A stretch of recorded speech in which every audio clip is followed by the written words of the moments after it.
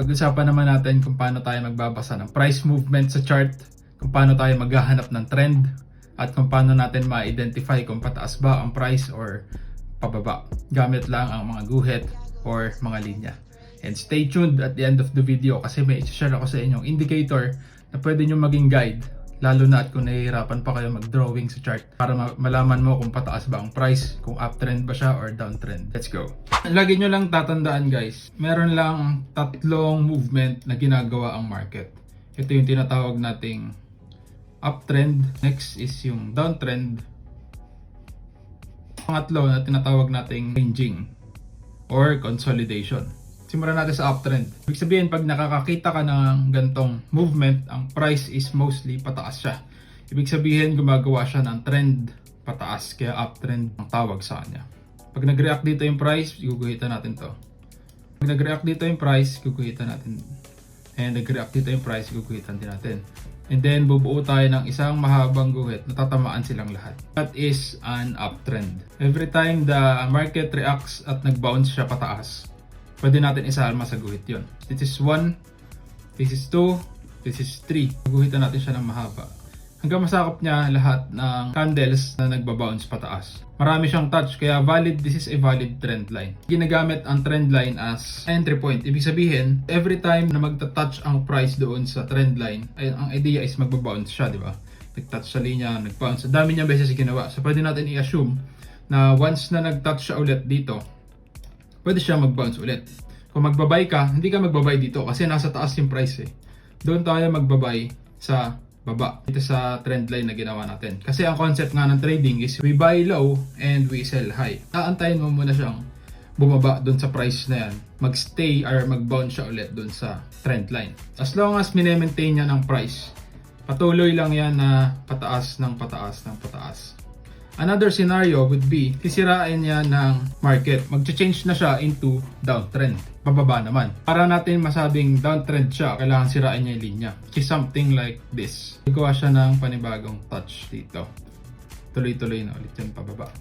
Paano natin masabing downtrend? Kasi pababa na ngayon yung movement niya.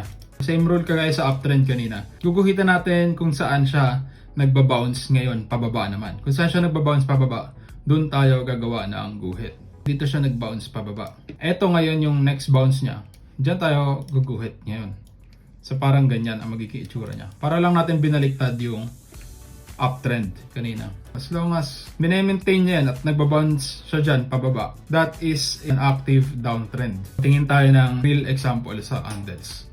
Every time na nagbabounce yung prices pababa, guguhitan natin siya. Ang price is nag-react pababa, nag-bounce siya pababa.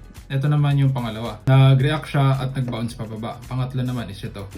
Guguhitan natin at pagkoconnectahin natin silang lahat. Hanggat ang market is nagbabounce dyan sa linya na yan, this is still an active trend. Ito guys, this is another example. Nag-react dito at bumagsak. Nag-react dito, tapos bumagsak. Nag-react dito, tapos bumagsak. And so on. And then guguhitan natin siya para mag-connect silang lahat. Ang tip ko lang sa inyo kung magte-trade kayo ng trend line is kailangan patan mo na yung first and second trend line touch. Doon yung ideal entry, yung sa first and second touch. Kasi once na ang trend line is tinatouch siya ng marami, nagiging weak siya at mas nasisira siya over time. Maximum lang natin for trend line is 4 touches. Once na nag 4 touches na siya, hindi mo na siya pwedeng enteran kasi possible sirain na yun ng market at mag-reverse na siya.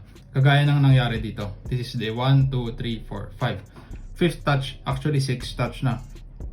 Yun yung idea. The more na nagtatouch ang price, mas nagiging weak yung trend line at sisirain na siya ng market or ng price. Kaya ang nangyari dito is nag-reverse na. After the 6th touch, nag-reverse na siya. Pataas. Nag-form naman siya ngayon ng uptrend. This is the start of the uptrend. Nag-react siya dito at nag-bounce. Nag-react din dito at nag-bounce. So this is the second touch na. Ito yung sinasabi natin na dapat dito pa lang ma-identify mo na siya. Dito ka ngayon possible magpa-buy. Sa second, third, or fourth touch. Ito naman yung pangatlong movement. Consolidation or ranging. Ang criteria lang natin dito guys is every time na nakukulong yung price sa loob ng isang zone, that is what we call consolidation. Parang ganito. Ang touches naman niya is straight. Hindi siya pataas o hindi siya pababa. Straight. Same concepts. Pag nag-touch, nagre-react. Nag-touch dito, nag-react pababa. Touch dito, nag-react pataas. Nag-touch dito, nag-react pataas. So nakulong lang siya sa isang zone. Kaya tinatawag natin siyang ranging. Nakulong siya sa isang range. Gaya nito. Ito. Nag-touch siya dito, nag-react siya pababa. Nag-touch siya dito, nag-react siya pababa. Nag-touch siya dito, nag-react siya pataas. Nag-touch siya dito, nag-react siya pataas. So ang itsura nito, kung gagawin natin guhit, is something like this. Kagaya ng dinrawing natin kanina. Walang trend na nangyayari. Makikita nyo ang ranging market or ranging prices sa gitna ng trend.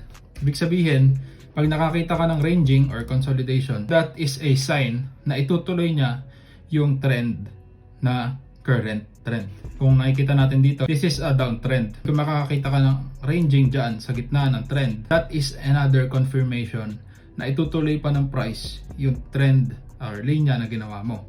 Ibig sabihin, pag nag-consolidate dyan ang price at nag-third touch siya sa linya mo, pwede ka ngayon dito mag-sell short or mag-place ng sell order. Sa gitna ng trend, doon ang nangyayari yung mga consolidation. Kasi buwelo siya ng market. Hindi pwede prices is dire-diretso lang siya pataas nang walang buwelo or nang walang correction pababa or pullback.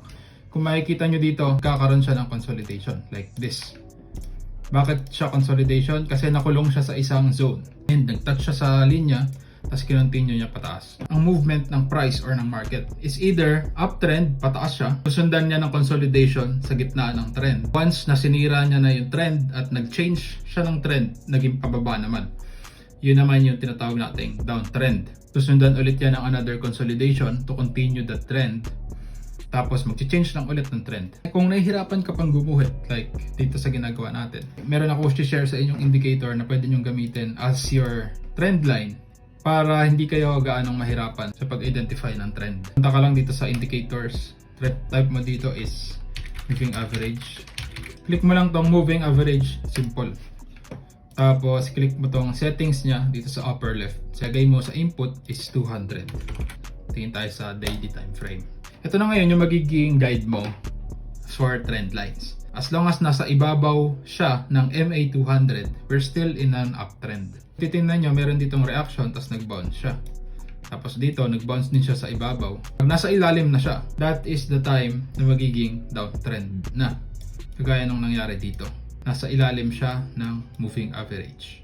A reaction and then bounce pababa. That is a sign na tutuloy na yan hanggang sa pinakababa.